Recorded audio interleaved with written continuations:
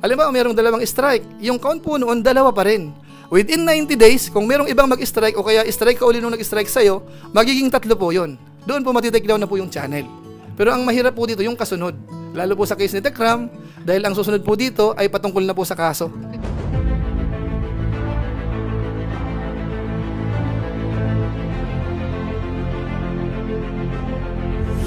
Ayun, shoutout guys. Muli po, welcome to my YouTube channel. Ito po si Kuya Julay, ang inyong katugang, ang inyong kalingap na muli na namang bumabati po sa inyo ng magandang araw, magandang gabi. Saang sulok man po tayo ng mundo naroon. At sa araw na ito, panibagong vlog po tayo. Pag-uusapan po natin yung patungkol po sa pag-strike po ni Techram dito nga po sa ilan sa mga bumabatikos po sa kanila. Sino nga ba ang nasampulan na po ng kampo po ni Techram? Ito ho ba ay parang okay lang? O talagang nasuspend din po yung kanyang channel? At kung sakasakali, makakalusot po sa strike na yan, wala na ho bang kasunod? O meron pa? Pag-usapan po natin yan maya-maya ng konti. Pero bago po yan, siyempre paalala mo na si Kuya Julay, baka sakaling meron po ditong hindi nakasubscribe sa ating YouTube channel, huwag natin kalimutan, Julay Paunil, tapos pakipindot lang po yung notification bell button para lagi po tayong updated sa aking mga video upload. Tapos yung ating Facebook page po, Julay Paunil 2.0, pwede naman po nating i-follow at saka po pwedeng i-like. So maraming salamat po sa inyong lahat. At siyempre po, yung mga kasamahan po natin sa Team Kalingap, sa mga ka-Techram, pwede po nating suportahan. At higit sa lahat ho, sina Kuya Bal Santos Matubang, Kalingap Rab, sina Techram po. Maraming salamat po sa inyong lahat. Ngayon tuloy na po tayo, pag-usapan na po natin itong patungkol po sa nangyayari po dito sa Techram community.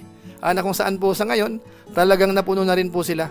Sa kabila ho ng mga panawagan din po ng mga nakaraang linggo, patungkol nga po sa mag-i-strike sila, talagang ipinatupad po mga kabayan po natin. Dahil sa pagkakataong ito, meron na pong dalawang na-strike. Bagamat yung isa ho, narinig natin, parang okay lang sa kanya na na-strike.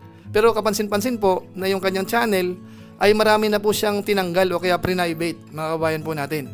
Ibig sabihin ho, tumalab ho yung ginawa po ni Techram. Dito nga po sa mga ilan na bumabatikos sa kanila o kaya mga nagtatanggol din po kay Dave, mga kabayan po natin.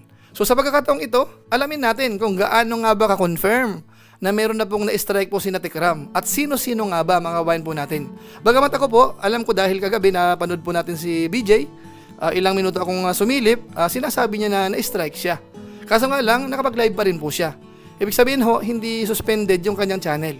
Mamaya po liliwanagin po natin yan yung patungkol po sa strike.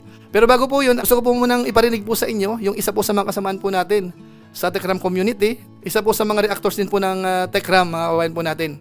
Walang iba kung hindi si Papa Berho. Hiramin muna natin sandali yung short clips po nung kanyang live kahapon. Eto, panoorin po natin. Grabe guys, grabe. Natatawa ako ngayon sa mga wakwak. Kay BJ, kay Daisy, no? Kay Panyang. Sa tatlong itlog na yan, natatawa ako, guys. Oo. Kawawa sila. Kawawa sila. Kala nyo kasi ang gugulong, etong Tech Brothers. Paano yan? Parang kayo yung gumugulong.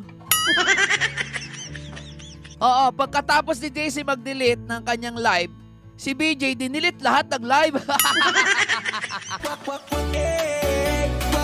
Ay, ipinagyayabang nyo na kami yung fake news. Ipinagyayabang nyo na kami yung fake news pero kayo yung nagdi-delete ng live nyo. Edi inamin nyo din, inamin nyo malinaw pa sa sikat ng araw, malinaw pa sa ihi nyong mga walang hiya kayo, mga puti kayo, na kayo talaga yung fake news. Eto ngayon, tatawa-tawa kayo nung nakaraan. Yan ang sinasabi ko sa Daisy. Huwag ka kasi mandadamay ng sanggol. Kaya tuloy, nakarma ka. Hindi ka makapag-live doon sa 10,000 followers mo, no? Kaya gumawa ka ng bagong channel, ano? Kawawa. Nakarma. Hindi niya kaya na wala siyang channel. Kailangan niyang makabudol. Hindi niya kaya. Kaya gumawa siya agad ng channel kasi mapuputol ang pambubudol. Diba? Daisy, sayang, diba? Sayang ang pambubudol. Ngayon, nakaka 180 na siya na na naloloko. Good luck, Daisy.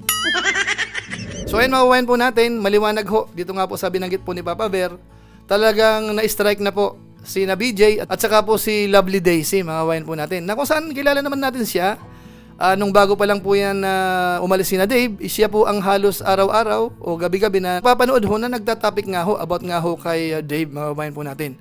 Pero sa kasamaang palad po, na-strike po siya at saka po suspended. Kaya nga po sabi ni Papa Bear, gumawa na po ng panibagong channel. Tapos dito naman po kay BJ, ganun din. Kaso nga lang ho, ang kaibahan, pwede po siyang mag-live pa rin. Ano mga kabayan po natin? So ibig sabihin ho, yung ginawa po ni Tekram ay talagang tumalab. So ito po ay magbibigay aral po talaga ito sa iba rin. Baka meron na pong iba dyan na ginagawa ho yung mga ginagawa rin po nung dalawa, baka kayo din po ang isunod, mga kabayan po natin. Kasi yung ganyan po kasi, yung pag-i-strike o kaya pag-request ho ng takedown ng mga videos, yun po ay inihanda po ni YouTube. Ibig sabihin ho, pwede po yan. Lalo kung gusto po nating bigyan ng konting aral, o kaya napakiusapan na, ayaw pa rin sumunod. So yun na po ang pinaka-ultimatum siguro. I-strike na lang, o kaya i-take down yung mga videos na pag-aari nung nag-strike. So ngayon po, maaring malito po yung iba. Bakit yung isa hindi makapag-live, yung isa naman ay nakakapag-live? Ganito po yung kabayan po natin. Iba-ibang case po yan. Usually ho, ang may-ari ng channel na nagamit halimbawa yung pag-aari mo, pwede ho tayo mag-request ho ng takedown nung particular video na yon. Tapos may mga option po yan. Kung gusto natin ng strike, may strike po yon, mga kabayan po natin. Kung gusto naman natin na parang alisin lang yung video, aalisin lang po yung video. Tapos depende po yan sa bilang ng strike. Ano po? Minsan ho, kapag isang strike, usually ho, mga more or less 1 week po yan na hindi makakapag-live. Tapos after 1 week, magla-live na yan. Pero yung ni-request mo po na i-take down na video, hindi pa po yan ibabalik. Mga ilang days pa yan, mga kabayan po natin. Baka mga 15 o kaya 20 days. Tapos kung sakasakali naman pong dalawang strike, sa pagkakatanda po natin, base sa mga katropa natin, inaabot po yan ng 2 linggo bago ho makapag-live po uli. Kung nasuspend po yung kanyang pagla-livestream sa kanyang channel. Pero gaya ng dati, yung videos ho na ni-request para i-take down, hindi pa rin ho yun ibabalik. Kasi po pwede pa pong i-counter yun. Pwede magpaliwanag ka, bakit ganon? So magpapalitan po kayo ng paliwanag. Ngayon kung sakasakali hong manalo yung nag-akusa, hindi na po ibabalik yung video. Pero kung sakasakaling mananalo yung in-strike, after ho doon sa certain time, ibabalik po yung video. Pero yung strike ho, counted na po yun. Halimbawa, yung isang channel mo, na-strike po ng isang beses. So yan po, counted yun hanggang 90 days po yan. Kung sakasakaling meron pa pong mag-strike sa inyo, ng 2, mayayari po yung channel natin within 90 days. Pero kapag ka po wala, marireset po yun. Ngayon kung sakasakali naman, yung channel po natin, 2 yung strike. Tapos palagay na po natin, nanalo ka, yung video mo ay naibalik, yung live streaming natin, yung suspension, okay na. Parang balik na po sa normal yung channel natin. Totoo naman po yun. Pero yung strike, nandoon pa rin yun. Halimbawa, merong 2 strike. Yung count po noon, 2 pa rin. Within 90 days, kung merong ibang mag-strike o kaya strike ka uli nung nag-strike sa'yo, magiging 3 po yun. Doon po matitake down na po yung channel. Nice. Pero sa inyong kaalaman po, bihira lang naman sa mga YouTuber na tinatatluhan talaga yan. Kasi naman siyempre, mga YouTuber tayo, siyempre ayaw din natin na na para bang mawalan na sila ng kita sa YouTube po. At saka po yung YouTube naman, mga kabayan po natin, kung masyadong mahigpit po sila, baka maubos na yung mga YouTuber. So yung nagbibigay po yun ng konsiderasyon. Pero ang sinasabi po natin dito, dapat alamin po natin, ano nga ba ang request? Yun po ba ay take down lang ng videos na ginamit? O kasama yung strike? Ilang strike ang ni-request? So yun po ay ini-evaluate po yun ni YouTube kung ano ang marapat. Kaya kung sakasakali meron kayong nalaman na na-strike naman pero nakakapag-live pa, ibig sabihin medyo magaan-gaan po yun. Ngayon kung sakasakali naman na bakit nawala yung live niya? So medyo mabigat-bigat ng konti yun. Ngayon ang tanong, ilang linggo nawala? Kung sakasakaling 1 linggo bumalik ka agad, so sa malamang 1 strike lang po yun.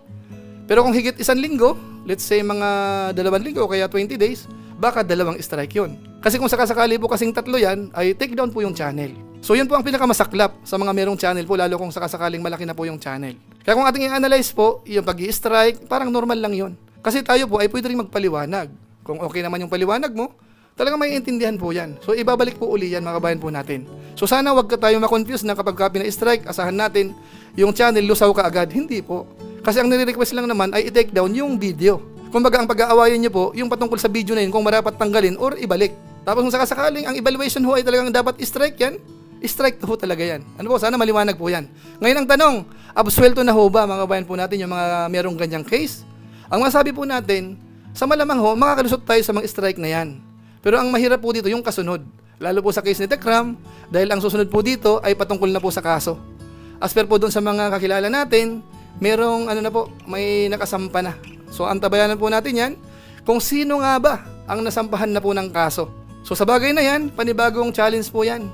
Panibagong pagtatanggol po ang gagawin nung ilan po sa mga anti-techram siguro na masyado namang umabuso. Yung sobrang paninira, baka meron na po na parang libel na o kaya libelous ho yung mga sinasabi na. So baka ho pagdusahan ho natin yan. Kaya tayo po dito ay nagpapaliwanag, nakikiusap siguro, na hinay-hinay po. Alam naman po natin yan kung talaga ang tirada natin ay sobra-sobra, tayo po nakakaalam po noon kasi mahirap pong balikan. Pero isang bagay pang nakita po natin dito, yung ginawa ni Tekram mukhang talagang makakatulong po yan sa kanilang community. Dahil baka inaabuso na po sila.